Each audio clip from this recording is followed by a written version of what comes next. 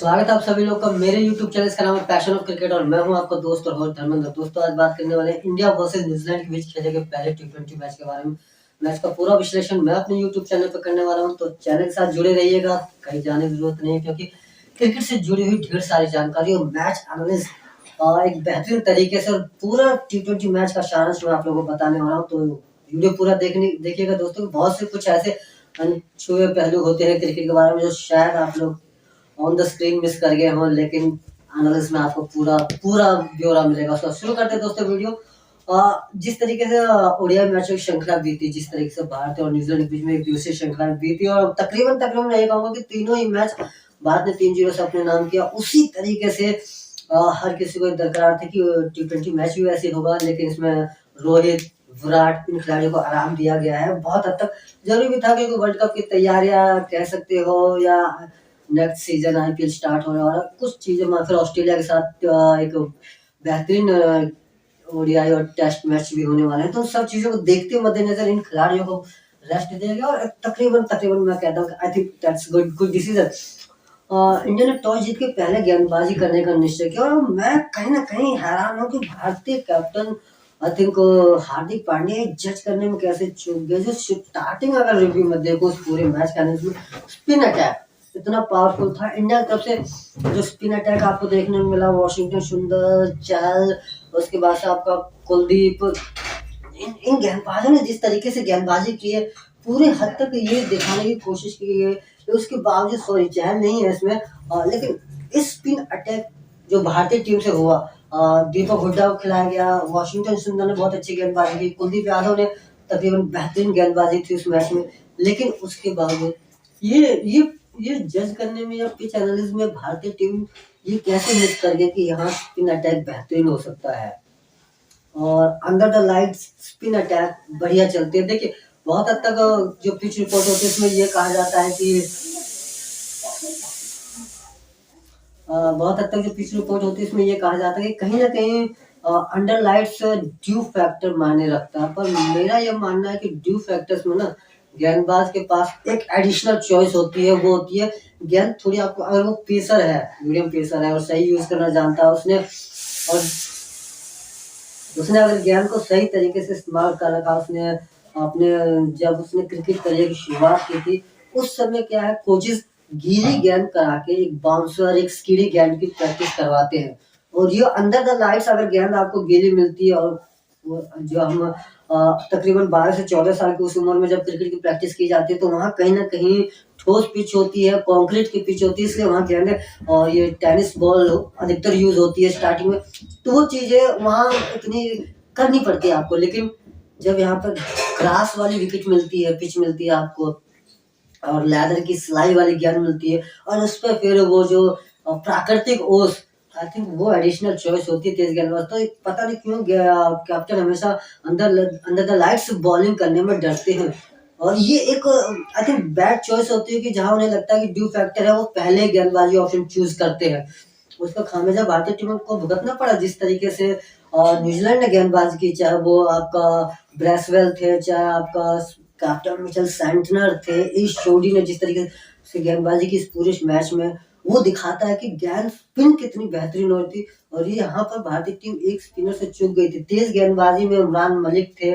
आपका अर्शदीप सिंह थे, हार्दिक पांड्या स्वयं, कोई भी तेज गेंदबाज, अर्शदीप सिंह तो क्या रन दिए उन्होंने 4 ओवर में। तो जो एक मैच जिस बात के बारे में आप लोगों से डिस्कस करना चाहता हूँ वो यही है कि भारतीय टीम पिच रिव्यू में कैसे चूक गई, पिच रिपोर्ट में कैसे चूक गई। आई थिंक मैंने पहले भी एक चर्चा की थी कि जो ये पिच रिपोर्ट करते हैं ना दिग्गज खिलाड़ी, आई थिंक वो दिग्गज बाय द प्रोफेशन है, लेकिन पिच के बारे में ना कोई जानकारी नहीं होती। अमूमन मैंने 100 टाइम्स देखा है कि अगर उन्होंने बताया कि पिच बैटिंग पैराडाइज है तो सडनली से बॉलिंग पैराडाइज बन जाती है और बॉलिंग पैराडाइज बताते हैं तो बैटिंग पैराडाइज बन जाती है। तो उनको इस चीज का फर्क नहीं पड़ता। आप कैसे पिच को जज कर रहे हो, उसे आपने पिच पे कीज पुल अप करके वहां पहचान लिया कि यार इसमें ठोस है, नमी है, दैट्स इट, तो कोई भी बता सकता। लेकिन पिच के बिहेव आपको सटीकता होने की जरूरत है और आई थिंक इस पिच रिपोर्ट के लिए सपोर्टिंग स्टाफ जो पिच रिपोर्ट कर रहा है उसके साथ क्यूरेटर होना चाहिए। आई थिंक वो अच्छे से एनालाइज कर पाएगा, वो अच्छे से टिप्स दे पाएगा उस शख्स को जो पिच रिपोर्ट कर रहा है। मेरा मैच के बारे में कॉनवे और फैब वलिन की ओपनिंग पार्टनरशिप थी। कॉनवे ने अच्छी पारी खेली 35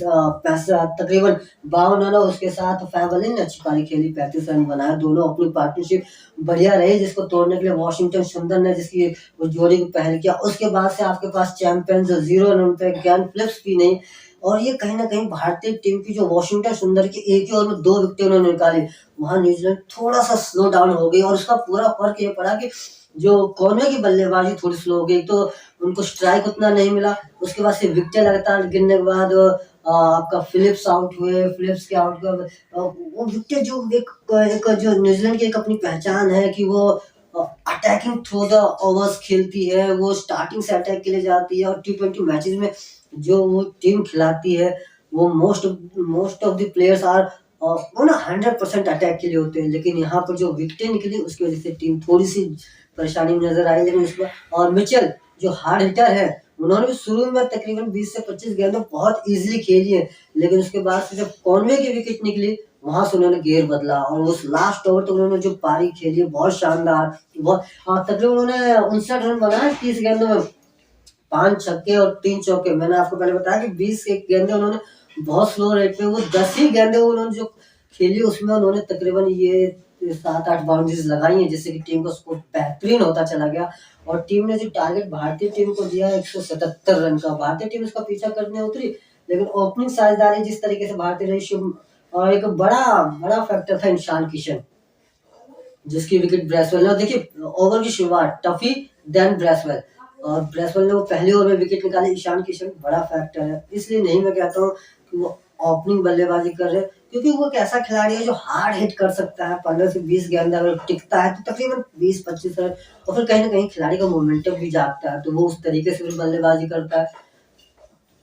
इस पूरे लिहाज से मैं ये कह सकता हूँ कि जिस तरीके से ईशान किशन का विकेट गिरा वो न्यूजीलैंड के लिए फायदेमंद रहा। फिर उसके बाद से भारतीय टीम में कोई एक साझेदारी दिखी नहीं। अगर सिर्फ हार्दिक पांड्या और सूर्य कुमार यादव को वहां पर ड्रॉप कर दिया जाए, उनकी बीच की एक पार्टनरशिप, और देखिए जिस बात की स्पिन अटैक की जो मैं बात कर रहा था, सेंटनर की आपने गेंदबाजी देखी थी, ब्रेसवेल की गेंदबाजी, और सेंटनर जिस तरीके से शुभमन गिल को आउट किया, आई थिंक गेंद ने कितना एक एंगल क्रिएट किया था। शुभमन गिल से बैकफुट में जाके पुल करने की कोशिश में, तो और जब तक वो गेंद और बल्ले को संपर्क करा पाते, गेंद ने खुद ही बल्ले से संपर्क कर लिया, और जिससे उनकी विकेट चली गई। ये मैं जो स्पिन की बात कर रहा हूँ, जिस तरीके से स्पिन हो रही थी, ब्रेसवेल ने पूरे मैच में 2-3 ड्रॉप कैचेस रहे न्यूजीलैंड की तरफ से, लेकिन अदरवाइज गेंदबाजी ब्रेसवेल, सैंटनर, इस जोड़ी की गेंदबाजी रही। तकरीबन उन्होंने भी अपनी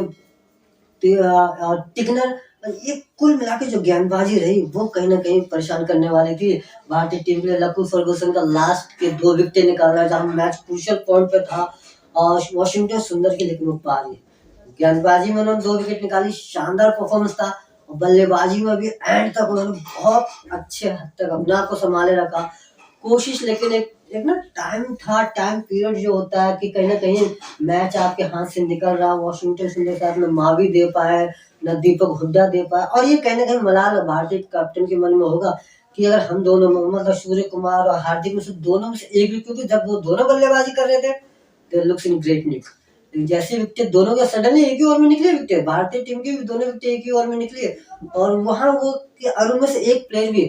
पिच पे टिका रहता वॉशिंगटन सुंदर के साथ देने के लिए, तो आई थिंक सिचुएशन कुछ और होती, भारतीय टीम किसी और परिस्थिति में होती। और जो टारगेट जो तकरीबन इंडियन टीम 20 रन के आसपास ये मैच गंवाया, वो कहीं ना कहीं शायद वो जो रिजल्ट था वो उल्टा हो सकता था, भारतीय टीम उस पर जीत हासिल हासिल कर सकती थी। लेकिन गेंदबाजी की बात और पिच रीडिंग की बात, ये सारी चीजें मायने रखती हैं। आदि वो सेंटनर जब से कप्तान बने हैं तकरीबन 10 मैचों में कप्तानी की है, और उनमें से तकरीबन उन्होंने 7 या 8 मैचों में जीत हासिल की है। और बेशक उनकी ये कप्तानी आयरलैंड, नीदरलैंड, जिम्बाब्वे इन टीमों के साथ रही हो, लेकिन कैप्टनसी उनकी दिख रही है, वो फर्क, वो इम्प्रूवमेंट दिख रहा है, और दैट्स अ गुड वे। अच्छा चांस है इंग्लैंड के लिए कि न्यू कमर एक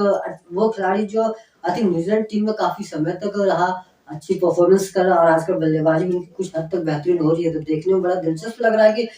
लीडिंग फ्रॉम द फ्रंट हो रहा है, और बाकी खिलाड़ी का तालमेल उनके साथ बढ़िया बैठ रहा है। भारतीय टीम इस श्रृंखला में टी20 श्रृंखला में 1-0 से पीछे है, और सेकंड ओडीआई आज चल रहा है, सॉरी सेकंड टी20 मैच आज चल रहा है, और वो भी देखने लायक होगा कि किस तरीके से न्यूजीलैंड टीम इस मैच में अपना परफॉर्मेंस देती है, और भारतीय टीम किस तरीके से पहले मैच का बदला निकाल पाती है? क्या वो बल्लेबाजी और गेंदबाजी दोनों ही पलड़ों में न्यूजीलैंड के ऊपर भारी पड़ेगी? देखेंगे। दोस्तों मेरे द्वारा किया गया रिव्यू आप लोगों को कैसा लगा, जो कमेंट करके बताइएगा। कमेंट करने के लिए कमेंट सेक्शन या सोशल नेटवर्क साइट पे भी जा सकते हैं, जिसकी लिंक आपको वीडियो पे चलते हुए दिखाई देंगे। खुश रहिए, सुरक्षित रहिए, अपने और अपने परिवार का ध्यान दीजिए। Thank you so much.